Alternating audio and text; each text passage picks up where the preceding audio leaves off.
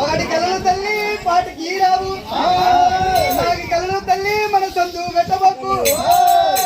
ఈ విధంగా నువ్వు పట్టించుకున్నట్టయితే ఆ కళలు మాత్రం నీకు పాటికి రావు తల్లి, వాస్తవాలు కావు తల్లి అని. అంటే పడిన కళ్ళు పాటిస్తావా?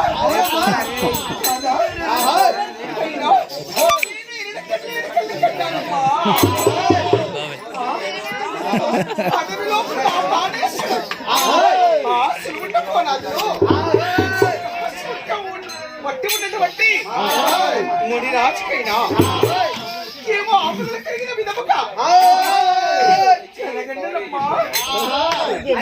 దగ్గర ఓ తల్లి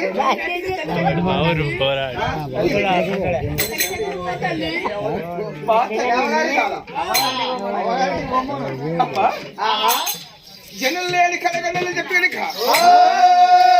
మరి ప్రాణేశ్వరుడు పోయేటప్పుడు ఎదు దొక్కని పండి దుస్తుమని కంటే స్వచ్ఛమైన పండి తెచ్చి సచ్చాల పూలు వండుకొని తీసుకున్నామండి. ఎదు దొక్కని పంట దుస్తుమని కంటే స్వచ్ఛమైన పంట అది ఎక్కడ ఉంటుందో అది మాత్రం నాకు తెలియదమ్మా. ఇప్పుడే మా తండ్రి శివాశంకర్ దగ్గర వెళ్ళి కనుక ఆ పంట చాడు తెలుసుకొని సచ్చాల పూలు వండుకొని ప్రాణేశ్వరుడికి వెళ్ళిపోతుంది చెప్పి కనుక ఎల్లమ్మ ఊరికొస్తాయి ఉన్నది అడుగు